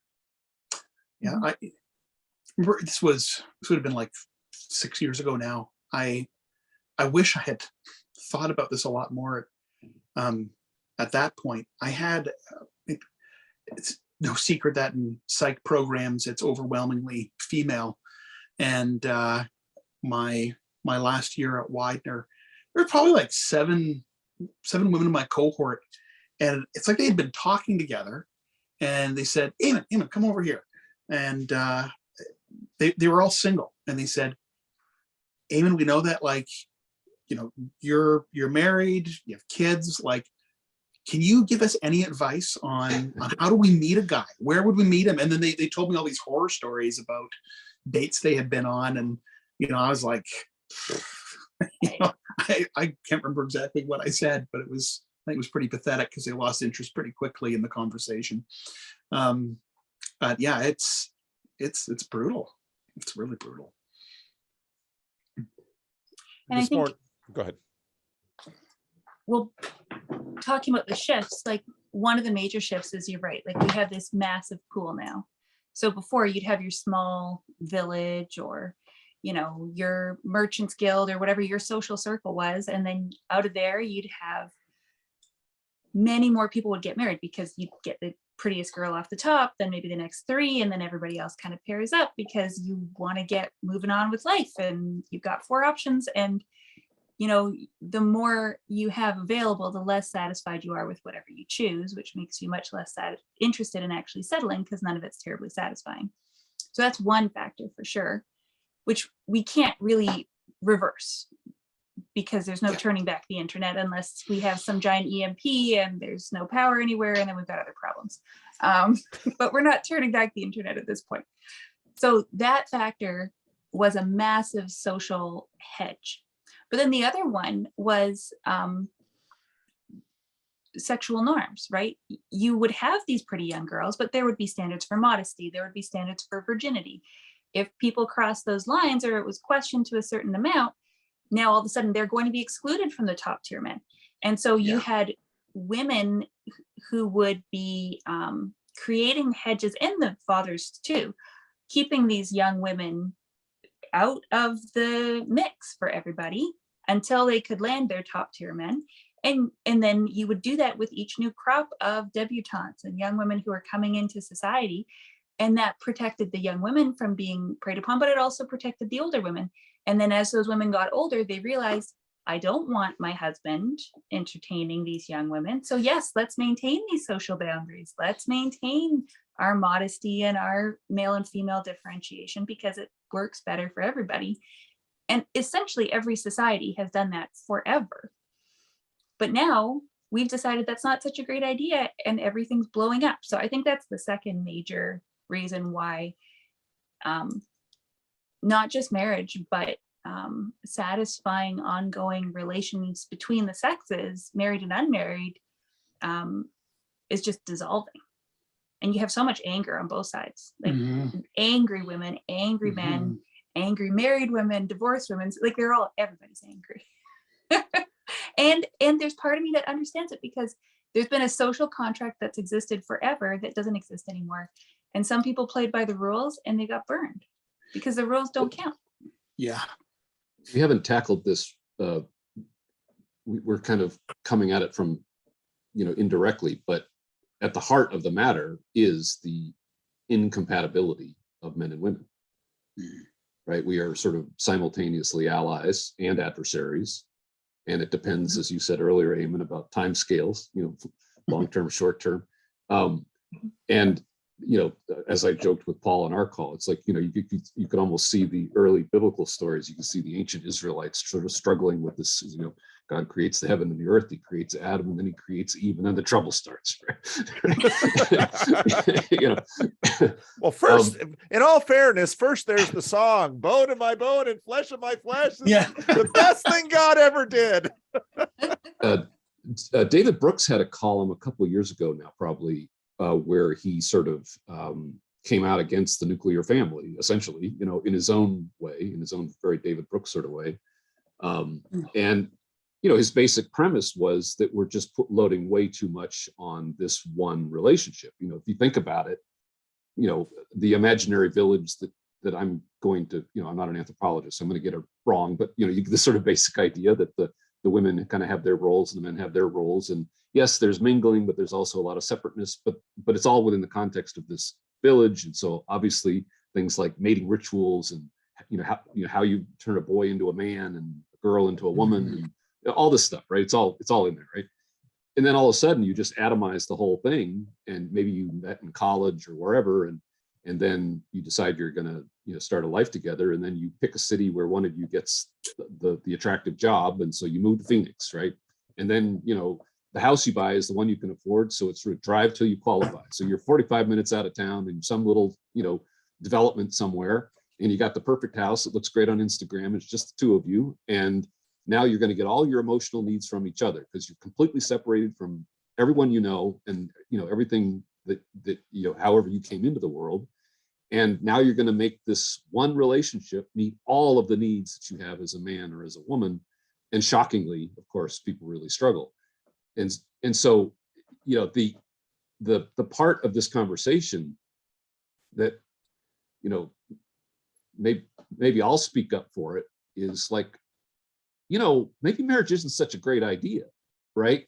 Like for a lot of people, that's why I've mentioned this book. For a lot of people, maybe the marketplace is kind of settling the question, which is people aren't getting married because men, they smell bad a lot, they snore,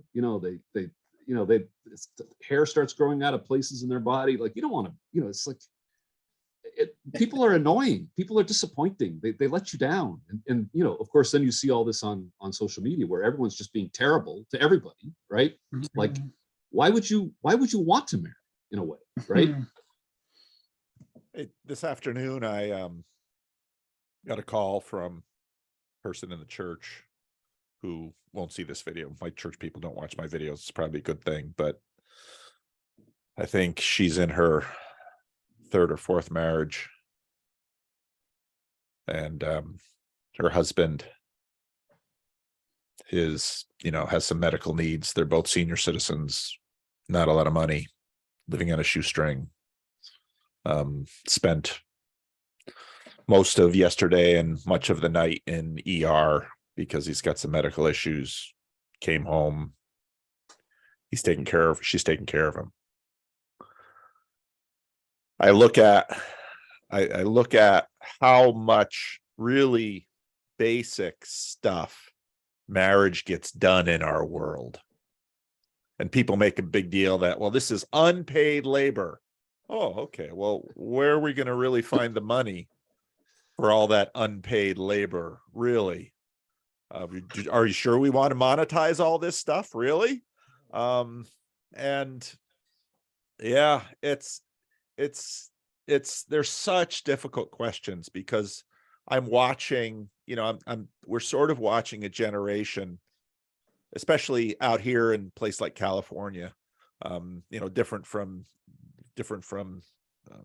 Tennessee, let's say, watching a generation sort of opt out of marriage. And yeah, John Van Donk's phrase, life is exchanging one set of problems for another. There's a lot of truth to that. And so that's, and when I look in the church, the Christian Reformed Church is having a significant battle over same-sex marriage. And underneath this, what the Christian Reformed Church doesn't want to talk about are everything going on with heterosexual marriage and sexuality. And to a certain degree, it's convenient to point to the gay stuff and the LGBT stuff. You can talk about that. You really don't want to talk about what's going on in terms of marriage in general, because the church kind of looks at it and says, don't got a lot of good answers. We don't quite know what to do. So I will often, people think I'm nice because I'm nice to a lot of people on the internet. I'm not always nice in the Christian Reformed Church because I say things people don't like to hear, because, I'll say, okay, well, why don't we just pitch the whole marriage thing altogether? Why don't we have non-policing of sexuality in the church? Why don't we just give up on monogamy for the denomination? Let's try that. Mhm. Because people sort of flirt with it on Twitter and, ideas back there.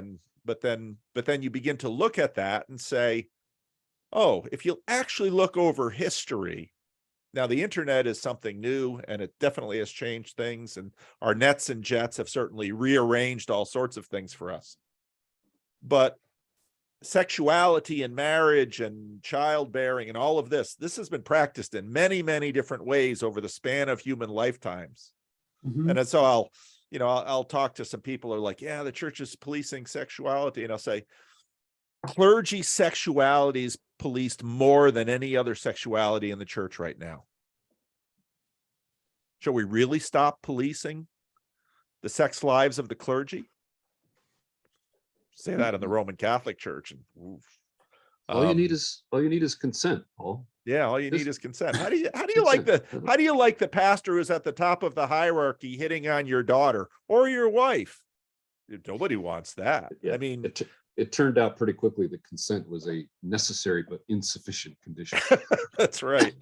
And I was part of what I was, so I only make one video for every 10 ideas I have, which is probably a good thing for the internet, and for me. But this morning I was just thinking about how, what are these? So in the denomination, in one of my listservs, are chawing on the positive church culture, neutral church, negative church. And because, there's a group of conservative reformed people, there's, Aaron Wren, who's saying we've entered a negative space right now in terms of America and the Christian religion. One of the interesting things is that these huge summary judgments about the world, how do we make them? We make them based on these images before us. And so now we have the internet and YouTube and all of that. Before that, we had cable TV. Before that, we had network TV. Before that, we had radio. Before that, we had newspapers. But, before that, we had books. But before any of that, we did that just again with our little local enclave. And so we're trying to manage the world filtered through the people who are the stars, the Kardashians and the Clintons or the Obamas or the Trumps or the Hollywood stars. These are our filters. And one way or another, these filters create in us all of the expectations and assumptions that we can't even see. And we bring all of that to this conversation. And it's just like, wow, you know, it's tough to be us. So that we don't leave people with nothing on our first attempt at a conversation about this, because we have, you know, we've described this, I called it a hellscape. I'm so glad that we have an actual married couple who's happily married as part of our call. And by the way, this is not a comment on my marriage or on Paul's. I'm an advocate of marriage. I recently rejoined As am the I. yeah. So, but it is nice to see it modeled here. So I'm so glad that you two are here. Not to put any pressure on you two. But You got to at least make it through the series, okay? as we sort of navigate through all of these the different layers, we should, you know, because we're going to be pointing out a lot of reasons why this is not working, and we should every once in a while just try to find ways to talk about, well, like what you might do, even if you're only one of 100, what you might do just for you. Like, don't worry about the, you know, the world going to hell in a handbasket. Just what about your particular situation? And if I was to give like one piece of advice on this subject for someone who, you know, actually is marriage minded, right? Like that they really would like to find a partner, is I would emphasize commitment. That, and this is kind of a Peterson thing, like, you know, this finds its way into lots of different kinds of conversations. But the antidote to a world where the principle of non-coercion has taken over, where no one can obligate anyone to anything for any reason, everyone is free to go at any time, no fault divorce, you change your mind, you can leave, right? Right? The antidote to that, and it may not be enforceable by law, but the antidote, or even by church authority, but the antidote is two people can decide to make a series of increasingly meaningful commitments to each other and begin the process sets at the beginning stating that as their intent. And I used to use this little kind of sort of a shorthand. You go on a date and it's your first date. And then after the date is over, you retreat to talking to your buddies, and she's talking to her girlfriends or, you know, her family. And if you're marriage minded, you should be able to say, based on what I know now, would I marry her? Now, you don't have enough to marry her, but you do have enough to know if she's disqualified. And so does she, right? You have enough information to say, based on what I know, I probably wouldn't marry that person. And so if you approach it with that mindset, which is, okay, now I'll go on a second date. Now I know more. Based on what I know now, would I marry this person? And if you wouldn't, and you're marriage minded, then there's your clue, right? And so I do think that there is a way to do this where people can be serious about, they can take dating seriously, and they can be serious about the enterprise, and they can foreground these kind of mutual, increasingly meaningful commitments to each other, to take the whole project seriously. I'll grant that that's a very difficult thing to do because it's a fraught, you know, obviously you're self-conscious and you're nervous, and there's a lot of reasons why this would not be easy to do. But I do think that there is a kind of redemptive thread there to offer people who are trying to do this, particularly in a secular world. And then just use it as a filter. Anybody's like, whoa, that's way too heavy, man. Okay, thanks for letting me know. Like, and that mirrors, you know, that mirrors a lot of what's been talked about. I mean, we've looked at, and I think at some point we're probably going to look at ways in which the church hasn't supported or done well in terms of helping its people marry. One of the things the church has done is emphasize exactly what you've said, Rod, that, you know, even I just pulled up Scott Adams' tweet. The biggest illusion of 2022 is that if your marriage doesn't work, it's because you picked the wrong person. It doesn't matter who you pick. Marriage is marriage is a pre-internet, pre-equality system that no longer fits the modern world. I don't have a better idea. Well, Scott Adams is a 2-time divorcee. Last marriage didn't go so well. But as he does say, he says 20% or so have great marriage. So he Yep. does add that little Yep, footnote. yep. But the factor of commitment is in some ways the antidote to consumerism, because what you lay down is your consumerist identity and say, you know, I am committed to this, and in this I will stay. And will it cost me? Sure. Will there be days that I think, oh, I should, you know, dump this and go somewhere else? You think that, but you know, and so, you know, again, and so Keller's book on marriage deeply into that. This is something that needs to change you. And if you give yourself to this, you are going to get a gift, and that gift is going to be love, not just being loved, but to learn how to love, and love in a very Christian 1 Corinthians 13 way, that you will, you know, we have this very strange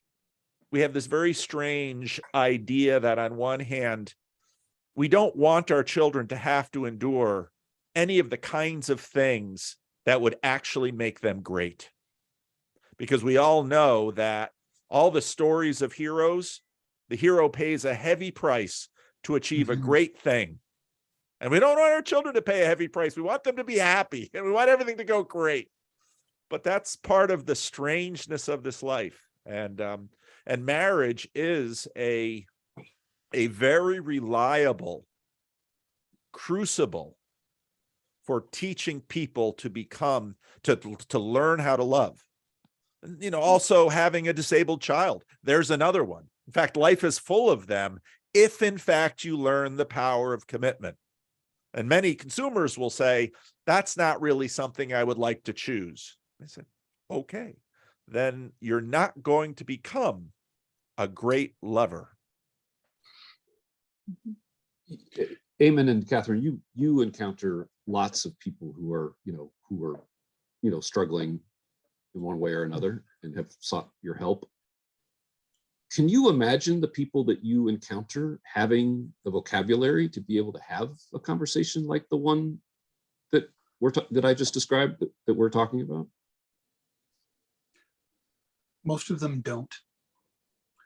And that's a significant part of the work, is providing a vocabulary, a framework, identifying just the basics of relationships and how they're made to work. And then for a lot of people, they not to reduce it to this, it's sort of one of those necessary but not sufficient things, to have skills to communicate, to calm down, to be able to have a conflict where maybe you don't find a resolution at the end, but you're still going to treat one another with respect. And there are people who want to do that but don't know how.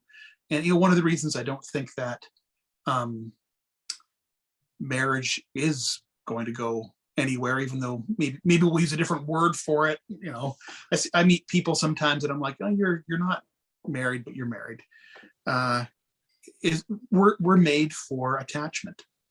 Humans are made to attach to one another, and as long as that has not occurred, there is a longing and a desire to attach. There are people who are, of course, shy about it. They're snake bitten, but they still want it even as much as they may protest that they want it. Need it. And they need it, yeah. Because what's worse than trying to go with what David Brooks was saying? Having the nuclear family is having only yourself. Yeah, but yeah, I don't think they have the vocabulary to answer your question. Yeah. Part of the reason even though I have seen a lot of wreckage around marriage, I agree with Eamonn, it's not going away. And I think the reason it's not going away is because it's a lot better than the alternatives in many, many respects. And I also think that part of what was achieved by Western culture, at least in the early to mid 20th century, was a considerable achievement, where marriage was widely became the norm. And not just, I mean, because marriage has an incredible history, mass cohabitation where there aren't any ceremonies or commitments, polygamy. It's an amazing thing to look back and see all the different permutations of this over time. What our culture and civilization managed to produce, I think via the Apostle Paul, Mhm. was really a remarkable thing, where many people could, yeah, it might not have been the best thing, but it was certainly better than a lot of other civilizations had on offer. And I think marriage is going to struggle, but I don't think it's going away. And I think, again, in some ways, the church context that Catherine and I grew out of, where, as a community, they managed to preserve some things. And I think Eamonn's story of sort of the wisdom of, two parents that came out of a bunch of wreckage and said, hey, and then they become Christians. They're like, we're going to work this problem. It's not all implicit knowledge sort of in the community, but we have to make this explicit, and we have to practice it. And, wisdom gets developed and passed on. I think we're going to see a lot of this. And I think that what will help people be willing to make that commitment is if people started talking explicitly about the value of long-term marriage for life. I think we have tried to be so inclusive and so afraid of ruffling people's feathers that we don't want to say these are the benefits of marriage. It's like, oh, well, Auntie so-and-so got divorced and she's already really sad, so let's not push that button. And, oh, friend Joe, well, he's gay and he's, let's not push that button because this might hurt people's feelings. And so we're not talking about, well, what is the long-term benefit of marriage? Why on earth would you commit for life? And it's really pragmatic. Like, there's emotional reasons too, but it's really pragmatic. You're going to be much wealthier. You're going to be much safer. If you stay married that long, you will be much happier. Your sex life will be better. You will have more sex. You will have better sex. You will have better relationships with your long extended family. You'll have a higher quality of life. Men will live longer. Women will live with more money. You will feel attachment, and you will, your limbic soup internal attachment, you'll be so happy. Now, will it always be happy? Will it always be wonderful? No, of course not, but it won't be anyhow. And if you can pitch marriage in the context of a larger community, where all of those eggs do not live in that basket, but that basket creates a framework that can hold a lot of eggs and can hold other baskets up. Your children will be happier. Your children will be healthier. They will be less likely to go to jail. They will be less likely to be murdered or murder others. There are so many benefits to a long-term marriage, even the ones that are not the happiest marriage, but are a solid marriage that maintain. And maybe the lady in Paul's church is like, well, he's gone and I loved him and I'm carrying on. It's like, and I'm sure her life has been better for the marriage that she has had, even if it was not some Disney fantasy of, propaganda, essentially. It has been very good. And so I think if people can be told the many pragmatic benefits of marriage and why it's worth being committed to one person as soon as you can be, for as long as you can be, they might be willing to sign up for the inevitable suffering that will go with it, as goes with every walk of life. So there's a little. Is that the mic drop? Is that? That's a I good think place to land the plane. That is a great place to stop. A happily married woman makes the best case for long-term marriage. Good. Well, just a word to those watching that we plan to continue this conversation, and I plan to use StreamYard for some of these conversations so that there can be a comment section.